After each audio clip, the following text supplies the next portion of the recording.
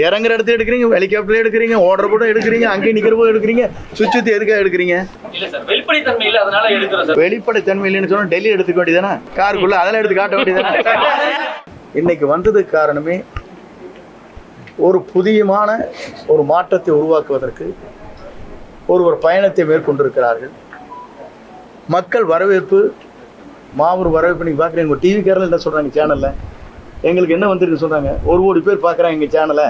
நாங்கள் அதனால தான் 10 சேனல் போட்டு இறங்குற இடத்துலையும் எடுக்கிறோம், நிற்கிற இடத்துலையும் எடுக்கிறோம், அங்கேயும் எடுக்க. நீங்கள் தானே சொல்கிறீங்க. எனக்கு சொன்ன ஒரு ஓனர் சொல்லியிருக்காரு, 4 ஓனர் கற்றுக்குறீங்களா இல்லையா?